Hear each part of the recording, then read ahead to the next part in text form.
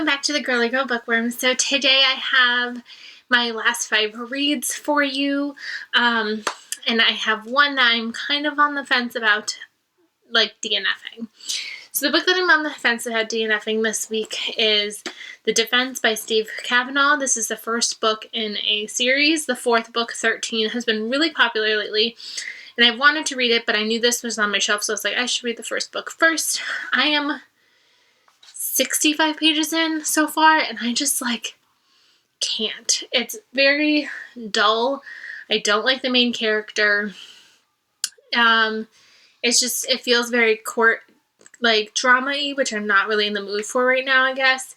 It's about this guy who used to be a criminal, a con artist, all this stuff, and now he is a lawyer. He was a husband, he's a father, and he has this thing that goes wrong where somebody ends up kind of kidnapping his daughter, and the only way they'll let him and his daughter go is if he does this certain thing for them, and it's just okay.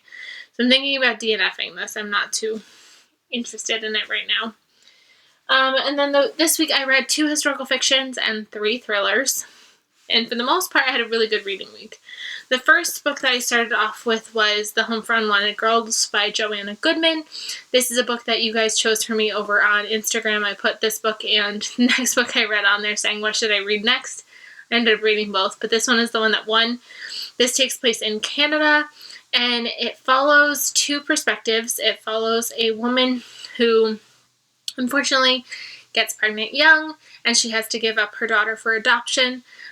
So we're following her journey, but we're also following the daughter's journey because the daughter is in this Homefront Wanted Girls, and back in the day, Canada decided that they were going to try to do this thing where nuns would get paid more money for a mental patient than for a child.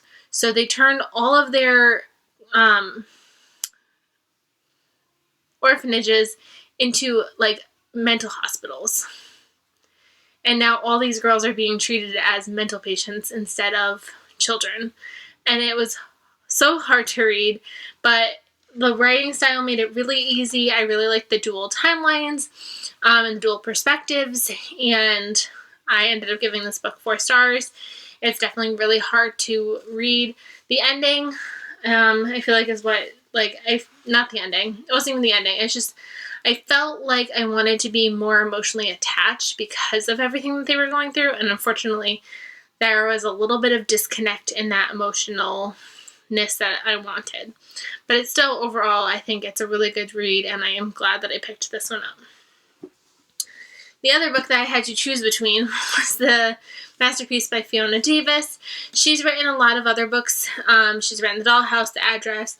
She just recently came out with The Chelsea Girls, and when Chelsea Girls came out, I kind of wanted it, but I was like, I should figure out if I like this author first, and I found this at the library one day for $3, so I was like, I'm going to try this, and then I could see if I like her writing style before I pick up anything else.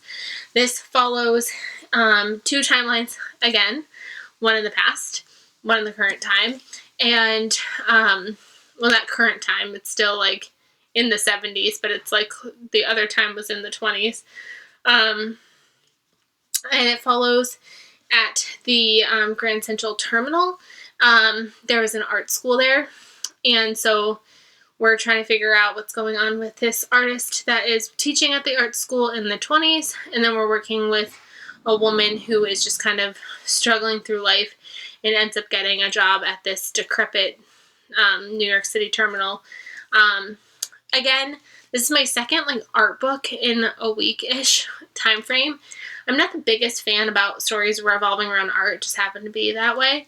Again, I liked the way that this author wrote. I just didn't 100% love it. I'm really stingy with my 5-star reads. I definitely gave it 4 stars, though. I felt like this could be a historical fiction writer that I enjoy reading more from. Especially with content that I actually kind of can understand versus this art world that I don't have a clue about. But definitely, you guys have been telling me that Fiona Davis is amazing, and I agree. I definitely look forward to reading more books by her. Then I gave into the hype, and did I read this next?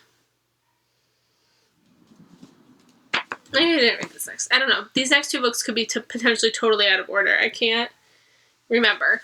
But I picked up Someone We Know by Sherry LaPena because Shelby was reading this for Thriller-a-thon, so she was like, you need to read this. So I picked it up.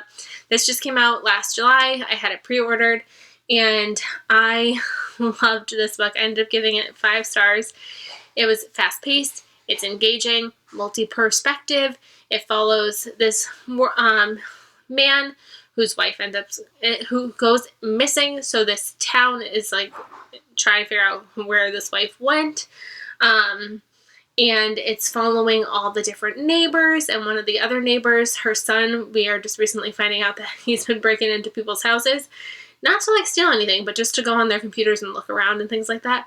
And we figure things out. And I have to say, I did not see the killer coming. I like kind of thought about it for like a second, and then I like was like, nah, can't be. And oh my goodness, it was definitely a wild ride, and I definitely recommend this. This is my 3rd Sherry LaPena book. The only book that I haven't read yet by her is A Stranger in the House, and I have to say, I think this one might be my favorite. Then, if I'm not mistaken, then I picked up The Chain by Adrienne McKinty. I want to say this is the next book that I picked up. Either way, I read these back-to-back-ish. This book has been hyped everywhere. I told myself I wasn't going to read it, and then I bought it anyways and read it. This topic is terrifying. I gave this book 4 stars. It's about a family where you get a phone call that your daughter has been kidnapped, and the only way that you can get your daughter back is if you pay a ransom and if you kidnap another child. And not only do you have to kidnap this other child, you have to convince the next family to also kidnap a child in order to get your child back. If this doesn't work out, your child's dead. And yeah. And the whole point is to keep this chain going. Creepy, for sure. There was just some aspects that I just felt like didn't necessarily like belong, that I didn't really care for. But other than that, I found it to be, it wasn't like, because I went into it knowing it was hyped, and I was like, I'm going to hate this. And I definitely didn't hate it, but I definitely didn't love it. So it definitely was 4 stars. It didn't disappoint me by any means, but I felt like there were some elements that didn't necessarily affect the story, but it affected my enjoyment of the story, if that makes sense. And then I tried to do another thriller because, like I said, I was trying to read The Defense, and that was going nowhere. So it's like, I need another thriller that's going to like be so fast-paced. I need it. So I picked up The Whisper Man by Alex North. Everyone's been raving about this one, saying how good it is, how scary it is, how creepy it is. And yes, it has its scare factor. It's got its creep factor. But it just didn't cut it for me. I ended up giving this book 2 stars. I just found it dull and boring and drawn out, and just, I didn't even care for the ending. The ending just didn't do it for me either. Like, I kept being like, maybe the ending will be worth it, and the ending just wasn't worth it to me. It follows this town where there was a killer back in the day called the Whisper Man. He was a serial killer. They called him the Whisper Man because these kids that were getting kidnapped and killed would say that like somebody was like whispering to them outside of their room. And now this is like many years later. That man is in jail, but now there's kind of crimes that are happening similarly to that.